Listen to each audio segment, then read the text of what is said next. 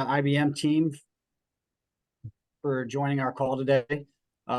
This is Foreign Financing webinar, and the goal here today is to help you all understand as sellers how you can leverage Foreign and our financing capabilities to really increase your overall sales goals, hitting revenue targets, and accelerating revenue. We would like for today's call to be interactive as possible. So as we're going through the presentation, if you have questions, please don't hesitate to raise your hand or drop a question in the chat, and we'll be sure to answer that question. So my name is Chad Morgan. I'm the Senior Account Manager here at Foreign.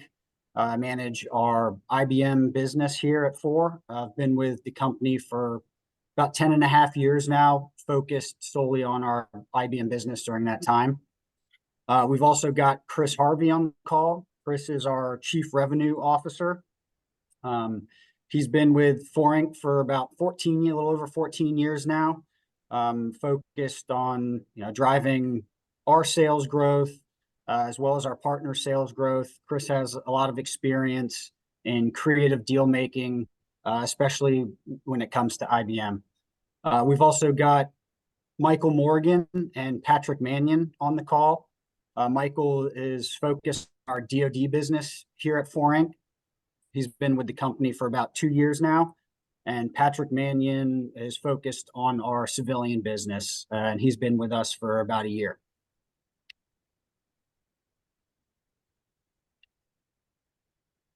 So just wanted to give a little refresher here for some, and for those of you who may not know Foreign as well, just a little bit of our value-added resale and what we do. We've got years of IBM experience here across the board. We've got a dedicated team to IBM.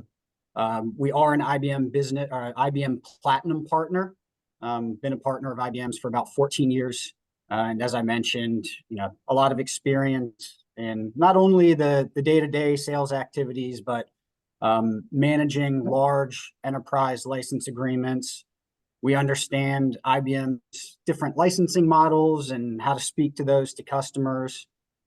And we like to think of ourselves as really that front line of support with the customer.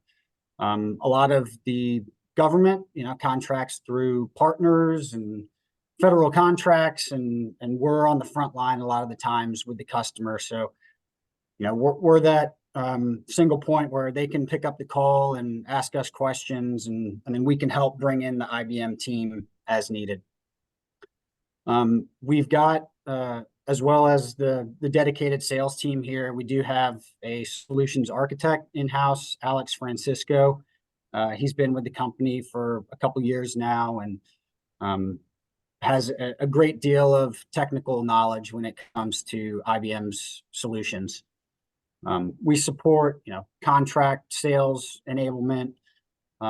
We are happy to sit down with the IBM teams and have strategic account planning sessions, especially when it comes to these large enterprise license agreements that we manage, right? Sitting down, getting together, figuring out how we can deploy software, substitute software, and drive some net new growth there with customers. We've got a great BD team in-house that's doing some demand gen, just an extension to the IBM sales team, really, where we're running campaigns with our marketing team, coming across leads, having discovery calls, and then pulling in the IBM resources to help further those discussions to ultimately lead to a deal at the end of the day. Now, our core capability, really, that our company was founded on is our creative payment plans and financing solution. It's something that we've seen a great deal of success in, especially with the IBM relationship, and that's what we're going to really take a dive into today on our call. So with that, Chris, I'll turn it over to you. Great. Thanks, Chad. Appreciate it. Thanks, everybody, for joining this afternoon, taking some time out of your busy schedule. So it's not lost on us that you are using some valuable time to participate. So thanks for that. As Chad mentioned, I'm Chris Harvey. I've been working with IBM for about 17 years, 14 here at MX, and 3 or 4 years, or 14 years here at 4Inc. and 3 or 4 years at MX Group prior. And so very familiar with your licensing structures. And so anytime that you have a perpetual license or a license and any type of appliance or equipment, there's an opportunity to create a finance solution for your customers. Here we have just 5, typical use cases, and I'm going to run through these pretty quickly. But they're really important to kind of have that moment, that light bulb moment, where you might want to introduce financing into the equation to help really increase the probability of getting a deal done, or even maybe increasing the size of the deal. And you'll see a tactic or two here that we like to leverage to hopefully get you a better outcome at the end of these deal cycles. And so use case number 1 is obviously probably the most common. It's budget shortfall, right? You're out talking to a customer and they just don't have the budget. Financing, I always say, does not replace selling the need of the technology. You've got to do that. That's the hard part. You got to create the need, and where we can help is around aligning that funding to the need. And so you'll often find that a customer says, I need your stuff, I just don't have the budget. That's a pretty easy one to solve for. You should think about financing, right when you hit that point in the sales cycle. And we'll talk a little bit more about that. Enterprise license agreement, that's another one where, with IBM, there's cross brands, there's maintenance, there's subscription licenses, there's CBA, you name it, mainframe, and we can wrap that all up into an enterprise license agreement and let the customer pay for it, annually up front in one nice, clean enterprise agreement.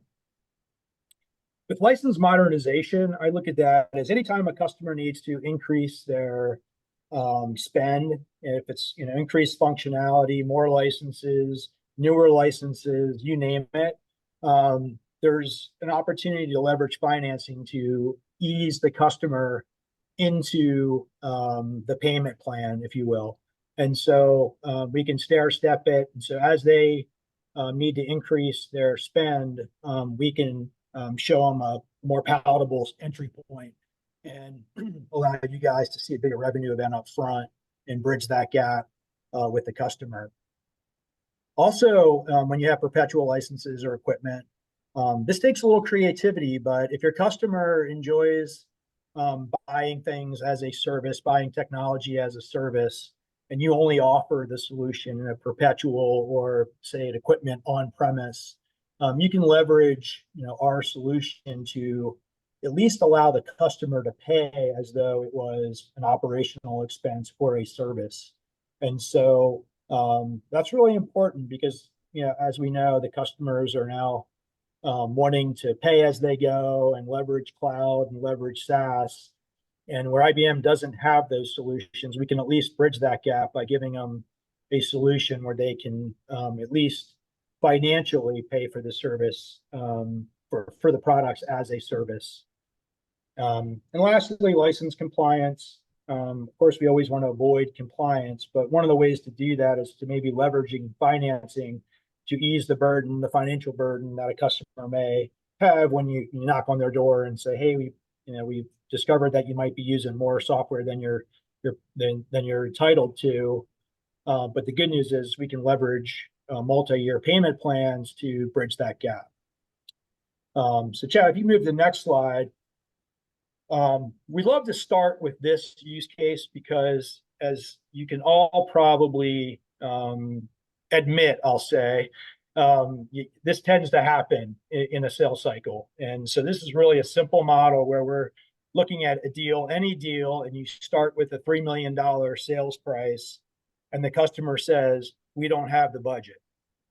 The next move is typically you discount, right? That's just our nature, right? We want to get the deal done. So we go back to the management and say, can we discount? And the customer then says, we still don't have that budget. So you race back to management again and say, can we discount further? And you continue to discount, and it becomes a really tough deal to finance at this point, because you've now discounted a dramatic amount. So again, the customer then says, wow, I only have 1.5 million. Okay, you don't want to discount down to 1.5 million. We think there's a much better way to manage this deal by leveraging financing. The discounting didn't help meet the customer's target. And so in order to preserve some of your revenue, we think that introducing the concept of multi-year payment plans or financing will help preserve your top line revenue. So if you were to take a $2 million, if you're at $2 million all in on your price, if you were to now introduce financing, you would be now, having to pay for that financing out of an already highly discounted number. And so the whole point of this is, let's start thinking about financing earlier in the process. So in this case, we again start with 3 million, and the customer says, I don't have that budget. The next move is to maybe structure a payment plan where you can provide a $1.4 million plan each year for a total of 4.2 million over 3 years. And you're leveraging financing to preserve your margin and your revenue on the front end. And so in this case, the customer is paying $100,000 less than they would have. However, IBM is still recognizing a much higher return based on the fact that we're leveraging financing to allow the customer to pay 1.4 million a year versus a large upfront payment and then annual maintenance payments. And so hopefully here, your takeaway is when there's a budget shortfall, instead of playing the discounting game and running back to your team and running back to the customer and just continually to negotiate against yourself and lower the price, leveraging a multi-year payment plan is certainly a better outcome. It will derive a better outcome for you and the customer most often, because they get to pay a lower amount and they get to enjoy the full use of the assets on the front end. So here's a real life example of a perpetual license. We often see where you have a perpetual license and the MSRP is $8 million. And this is just an example. And you have a traditional maintenance stream behind that. And you quickly realize that you might have to discount a little because you're selling to the government, you're using SOUP or GSA. And so it's perfectly normal to have a GV price, if you will, of, in this case, 6.8 million, and then a maintenance tail that follows it. However, the customer, again, may not have 6.8 million. And so what we recommend at that point is to consider a multi-year payment plan versus discounting that 6.8 over and over. And so if you go to 6.8 and to 6 and to 6, 5.8 and 5.5, if you find out the customer only has $3 million, you would have discounted this configuration over 50% just to hit their budget. Instead, you can build a payment plan that leverages our ability to allow the customer to enter into a multi-year payment plan with an options-based contract. And so we spread that $6 million out in years 2 and 3, option year 1 and option year 2, for a total of $9,455,000. And your PO would be, still much higher, an $8.5 million PO over the 3 years, versus, again, playing that really aggressive discounting game that we all tend to find ourselves doing when we're having to meet a budget. So if there's any questions, please, you can jump in. I think the format here is you can unmute and just jump in. We're a partner here, and so we're all on the same, we're on the same team. So if you have any, there's no bad questions, I guess. Yeah, hey, Chris, Chip. Yeah. I'm just scanning the list of people that are on the call. So one of the things that, and maybe you can just help the others, I think this will come up a lot. So you're suggesting we do this earlier in the sales cycle before we start doing all the crazy discounting. What would you tell this team when they're speaking to somebody and the person says, oh, we don't do financing here? Doesn't that generally mean we're talking to the wrong person? I mean, what would you say to the team that hears that objection from their customers? Yeah, it's a really good question. And when we say financing or leasing, and it's one of our tips, our pro tips is to not even say financing or leasing. It's really just to say that, yes, you do enter into a base plus options contract, and you enjoy all of the FAR rights that you have to terminate a contract. You can terminate for non-appropriations, for convenience, and for non-appropriations. And so Okay. we are not restricting your ability to terminate the contract. It gets in the weeds a little bit. I think if you're talking to someone that says that, I think my normal answer is you do it all the time. Whether it's SOUP or GSA, we live within the FARs, we live within the government procurement regulations, and there are some supplemental terms, but none of those conflict with the FAR, right? And they're all so, standard. They're not yeah, highly unusual. They've been done in these agencies and other places.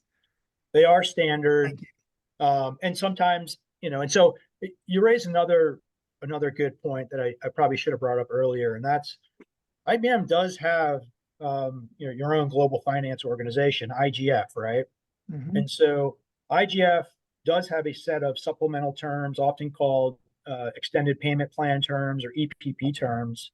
And by the way, we love using IGF. They usually have a pretty good rate relative to the third-party banks that we leverage. But they do require, given that you guys are a publicly traded company, they do require a specific set of terms. And there are some things in those terms that sometimes get negotiated out. There are contracting officers, even though there's nothing that is overtly conflicting with the FAR, there is some language in those that a contracting officer may say, I feel like I'm setting myself up for a contingent liability. I feel like that I'm going to owe you guys something if I don't renew this contract. And 4Inc can be flexible on those terms and skinny down the terms, if you will, to make it more palatable for a contracting officer. So that's where the flexibility of 4Inc comes in. We can certainly leverage IGF if the government is okay with those EPP terms. But there are some things in there that a contracting officer, depending on their read of the FARs and what the implications are to some of those terms, you could, they might feel like they're entering into something that they're not comfortable with, and 4 can negotiate. We're really looking at the deal from an essential use standpoint. That's what we're selling to our lenders, is why this technology is going to go in and stay in for 3, 4, or 5 years. It's more about that for us than it is that paragraph of terms that we lay on in the quote. And so I'll go back to your original, the question was, what do you say? We're doing, standard terms here. There's a good chance that your contracting organization has signed up to these terms in the past, and we have partners that can work with you to make sure that your contracting officer is comfortable with the terminology that we're going to use here and the structure. Okay. Thanks. Yeah, I just want to make sure everybody heard that, because we do hear that early, and it usually makes me feel as if we're talking to the wrong person and we need to educate them with the right words. Yeah, I mean, there was a time back in the day when we would talk about LTOPs and LWOPs, and there was a whole leasing kind of connotation and interest rates and things like that. And now we're really talking about structuring a multi-year payment plan in a base plus options construct. And the terminology is more about the government's intent to renew. It's important technology for their agency. And so a lot of that is just feel good information. It's not contractually obligating them to make payments. It's language that a bank or an IBM can take back to auditors and say, this feels pretty good. This feels like they're committing as best they can to a deal where they can't contractually commit. It's like a subscription license on the commercial side. You probably have counterparts that can sign up to a 3-year subscription license on the commercial side, but they can only do 1 year at a time and on the federal or public sector side. And we see that. And it's because the government can't truly commit to that 3-year license, where with perpetual and equipment, we can get behind, an IBM accounting can get behind a multi-year payment plan to the customer with perpetual and equipment. So the first bullet here, it's a base plus options construct. Obviously, the customer has to put options on the contract. That is something that we can't work around. That's different than being flexible around the terms. We have to be able to see the payment stream. That is literally what we're selling to a bank, is that payment stream. And so you need to see the base plus 2, 3, or 4 options there. It always helps to get involved early, because if we can bundle the CLINs, and obviously we don't want customers to partially renew, that's not good either. And so, there's little elements that we can do to help mitigate risk for ourselves, for you guys, and for the lenders if we're involved in the, at the market research phase. We certainly, we'll appreciate calls on September 29th and 30 that you have a deal that's burning to get done, but much better to have these conversations a few months earlier than that. So I don't lose any more hair. Oh, wait, that's already happened. And so again, the use case is all about, is this stuff essential? IBM, we just have had a great success pattern with IBM and the essential use of the technology. And typically, if a customer is going to buy IBM, it's going to stay in for a couple of years. And that's really the story that we need to go back and tell a lender.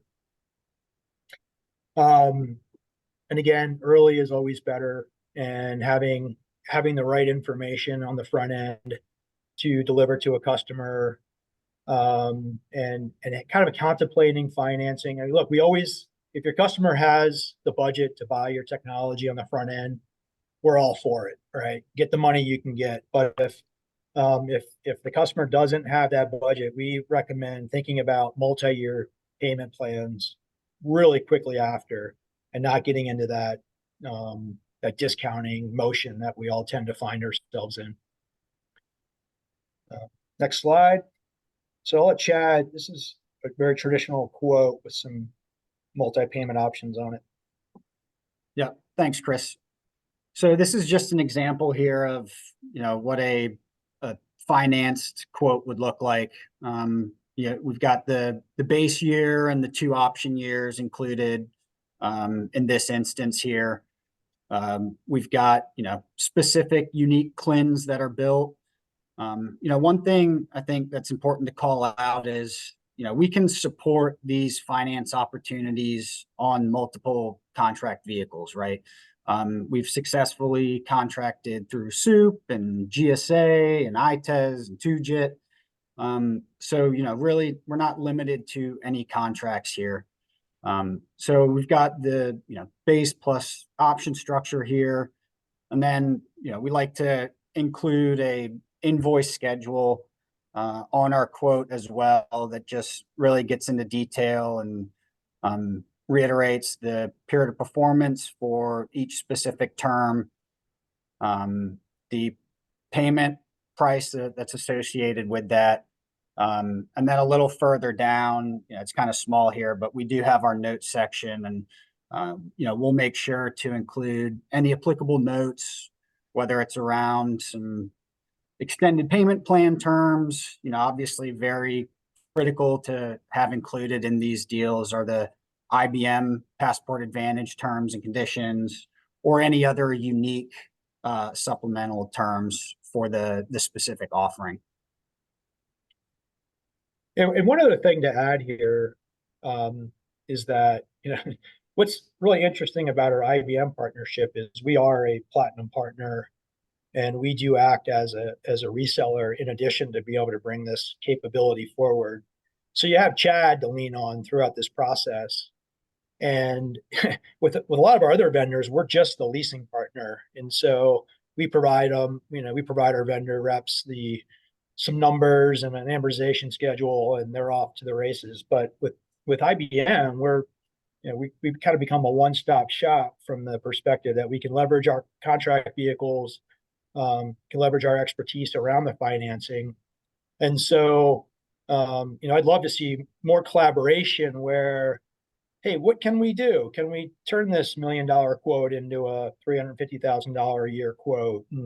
And we can bring that to bear as well as the bar. But I think there's an opportunity for both, the IBM reps and Ford to collaborate and get more creative, on some of these types of quotes earlier in the sales cycle. So some of that's on us, and some of I kind of open the apparatus here to reach out where there's just a maybe, let's brainstorm, let's collaborate, let's whiteboard something to maybe get a deal done. And we certainly work with the deal makers, but even on deals that are 500-600K, if it makes sense to put a net 30 quote in front of the customer, and in parallel, put a 200K a year deal in front of the customer, and just to see if there's an appetite for your technology without maybe them having the budget. So it just introduces maybe a new conversation if you bring the financing capability earlier in the process. And the one thing that's missing here is there's that paragraph of terms. I don't know if that's on the next slide or if that just got cut off in the. But the point here is that a multi-year quote is this quote plus a paragraph, and so it's super simple to lay on a customer in the quoting, just in the market research phase of the process. Yeah. And just to add to what Chris said about, engaging with us early, it doesn't cost us anything, or it doesn't cost you anything to pick up the phone and say, hey, can we run a couple different models based on scenario A versus scenario B, right? I think today we've shown you, flat payments over a base plus 2 options contract, but depending on what that initial budget looks like from the customer, we can structure different payment plans where maybe there's, a little bit of a lower payment in year 1, and then we escalate year over year, or a little bit of a higher payment in year 1, and then we can come down a bit in years 2 and 3. So just something to keep in mind. It doesn't always have to be a flat payment plan. We can get creative and work with you all on putting together a couple different models to put in front of your customers as well during the sales cycle.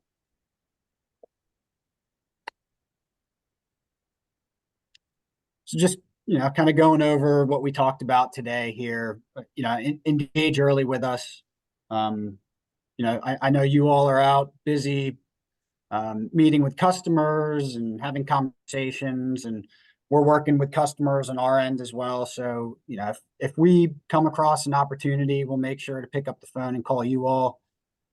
Same goes for you all, right? If you're having a conversation with the customer and you find out that budget may be an issue, pick up the phone and give us a call and say, hey, we've got a partner that may be able to help solve for that. Let's put together a base plus options quote, and we'll get that in front of you and continue to move the sales cycle along.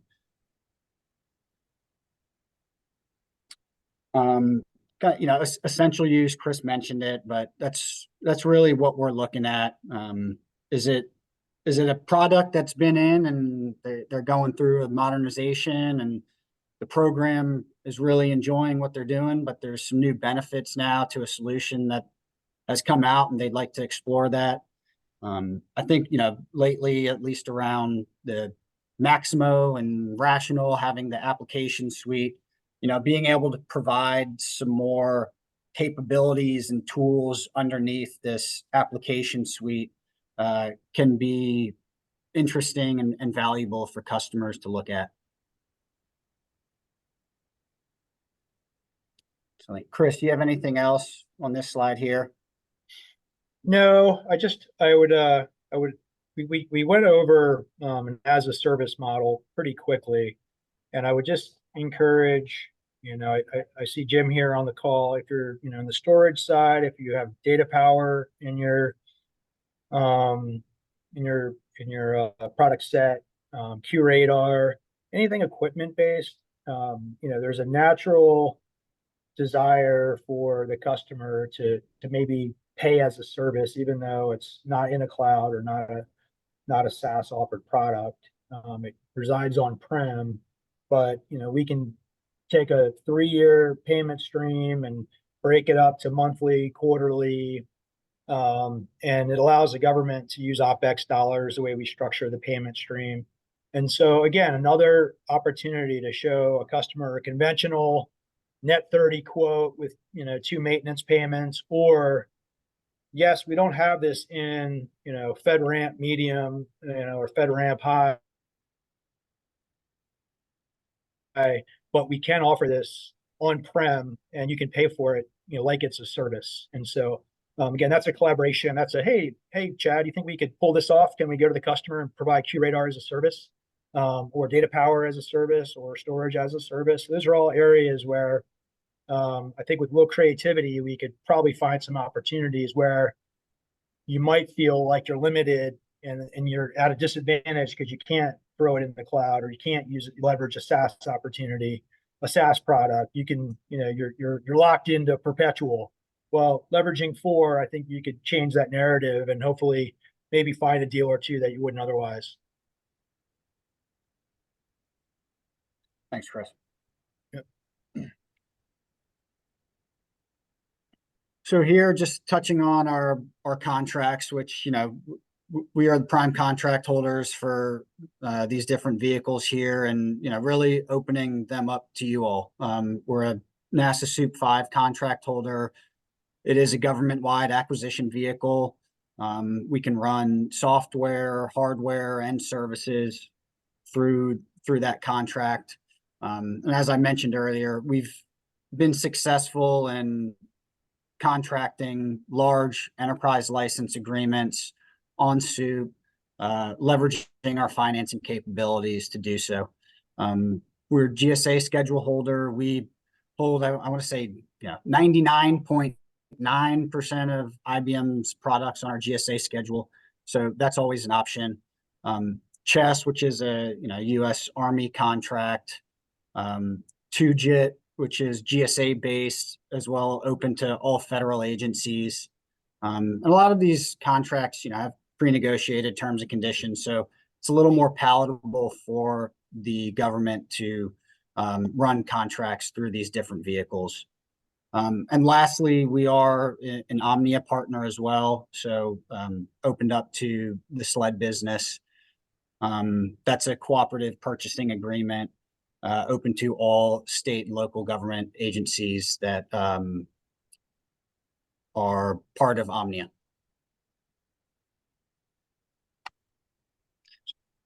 And then here's the 4Inc team.